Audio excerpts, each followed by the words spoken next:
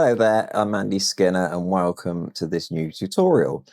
In this tutorial, we're going to be using the Cosmic Shimmer matte chalk paints to create some great patina effects. Okay, so we're going to do a couple of copper patinas and also a lead patina, which is this one here. And we're going to be using my new dance mould. This is released with Cosmic Shimmer. Okay, she's called Dance. It's a silicone mould.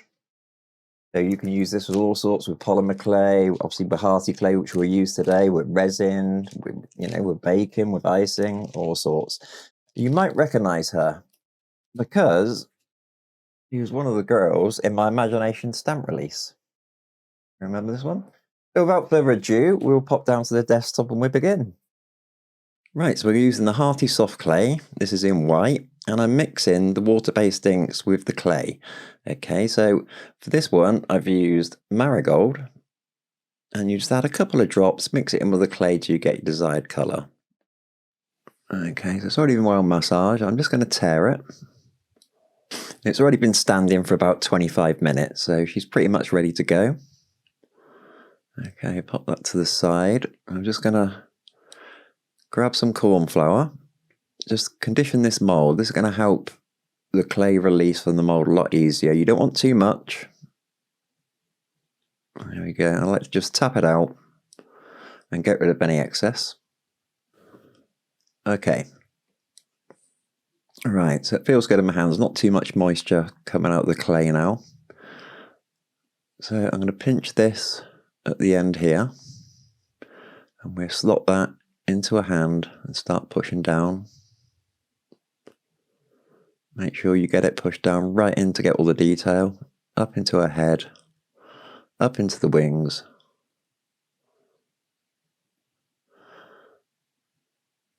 Okay, and just work my way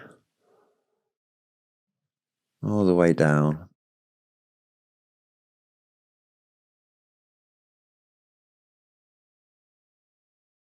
Okay, and I'm just pulling away any excess clay.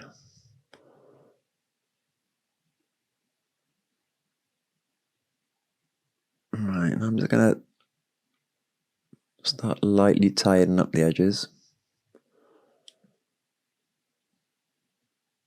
Again, pull away any excess clay out to the edge.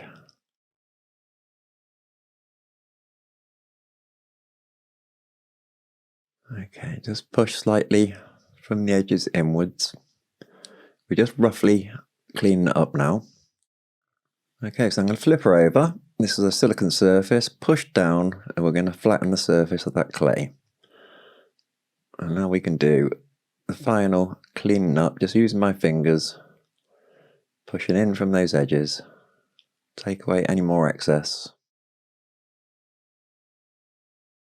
So I clean up all the way around, pushing that clay back away from those borders. Alright, I'm happy with that. So we're going to flex now using these large borders around the edge here. We can flex and I'm pushing with my fingers in the back to gently pop the mould out. You'll see it release. So take your time with this. She's very delicate, especially her hand.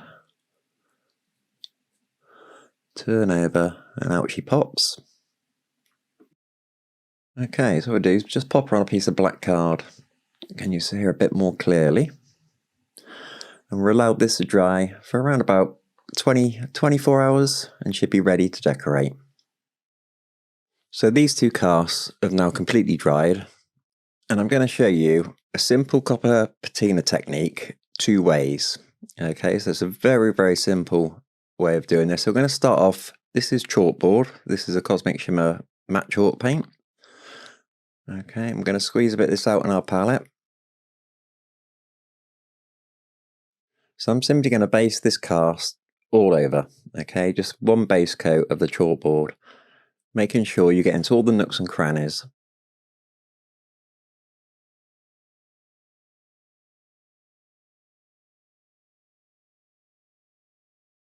Okay, so once this base coat is completely dried, it's a good idea, once it's dried, to look at it again and just check that you've got no misses. It's quite easy when the paint's wet and it's glossy to miss any areas. Okay, so do double check it once it's dry. So for the next cast, we're going to use a colour called Ocean Breeze. Again, this is all the matte chalk paint from Cosmic Shimmer. Okay, and we're going to base coat exactly the same as we did with the chalkboard paint. We're going to base coat this all over, making sure we leave no gaps. Do exactly the same with this as well. Once this is completely dry, just double check it to see if there's any misses and paint those in. Okay, so both are completely dry now. We're going to start off with the green one, the Ocean Breeze. And you want yourself a piece of tissue paper. My brush for dry brushing. I'm picking up the chalkboard now, which is the colour we base coated the first one with. Okay, I'll just test it on my texture palette. Perfect. Right, so I'm going to gently dry brush this all over. So we're just picking up the peaks of the texture. Okay, and we're working different directions with the brush. The more style of the brush, the heavier you can go. And our aim is to leave that green into the depths of the texture.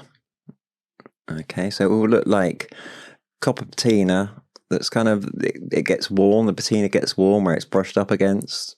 Okay, and you've got that grey showing through.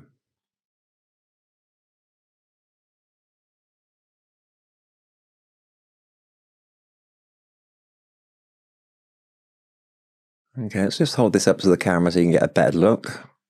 You can see, very simple technique and really effective. Okay, just make sure I get round those edges.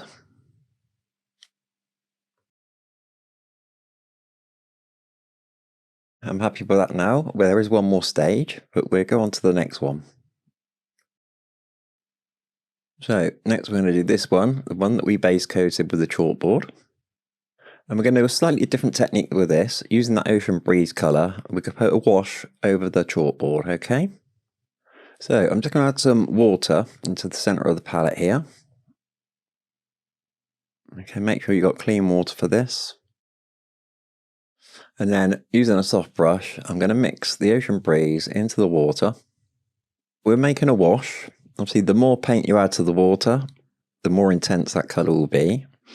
And we really want this to run, so I'm going to place the cast here just on top of some tissue paper.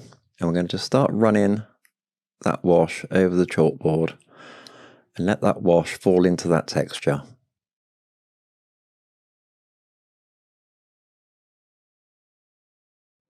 If you find you want it stronger, just mix up some of that original paint, add that into the water and just strengthen that wash a little bit.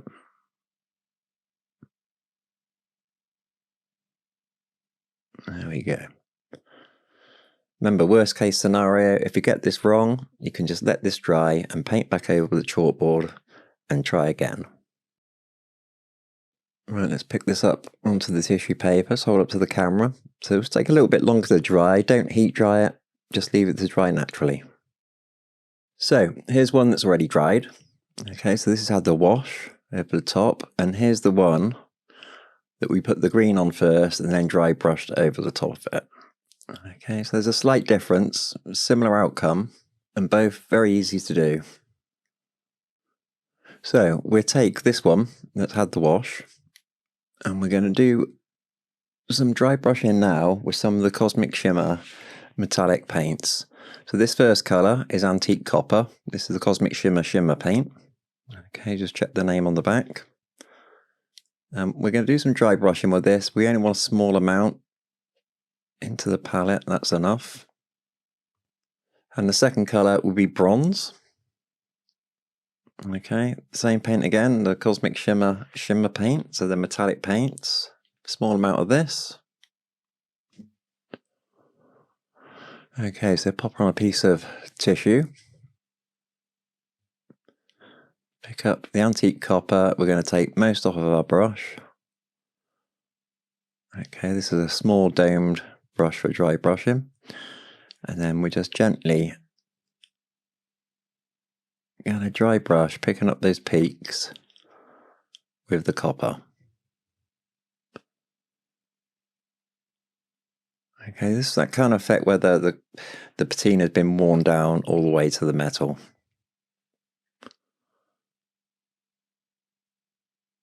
There we go.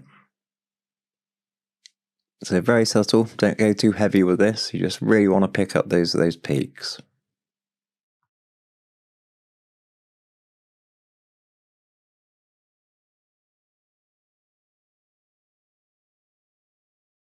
Okay, I'm happy with that. So the beauty of dry brushing, that paint is drying so quickly. Okay, so what we can do now is start with the bronze. So load up the bronze, take nearly all that paint off. Okay, and I go even lighter now with the bronze and just pick up the highest points. And again, do this all over.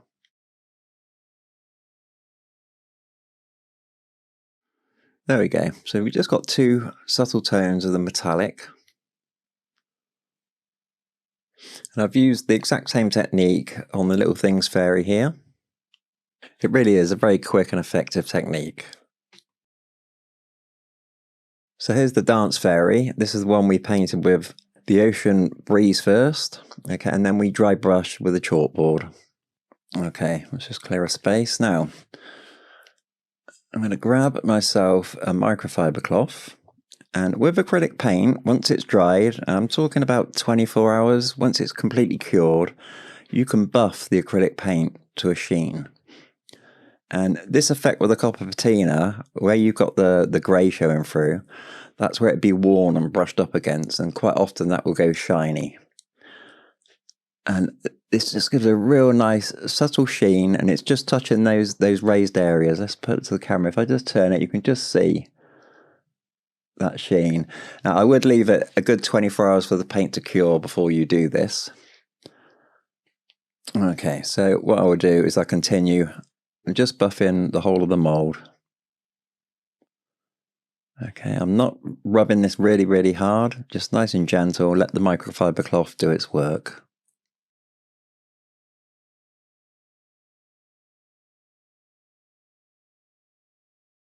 There we go.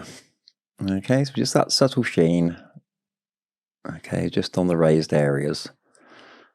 Here's the one that we painted with the metallics, with the bronze. You can see the difference in sizes here. The one on the left is resin, the one on the right is hearty clay that shrunk slightly in the drying process. Right, I'm going to show you one more patina. This is going to be a lead patina.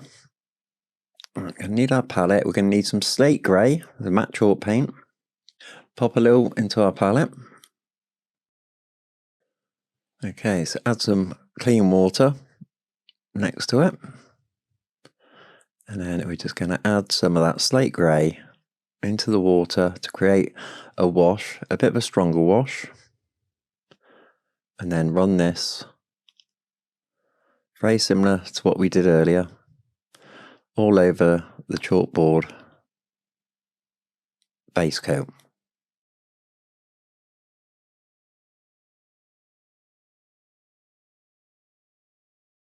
There we go. So quite often with lead you get this grey kind of patina. Right, now with some tissue, while it's still wet, we're just going to gently, very gently wipe back the peaks of the texture.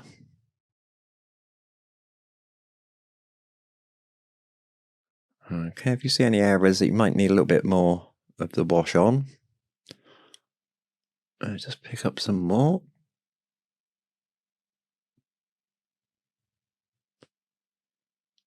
And just touch in.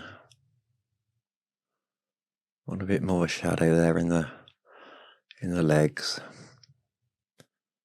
Just gently wipe back.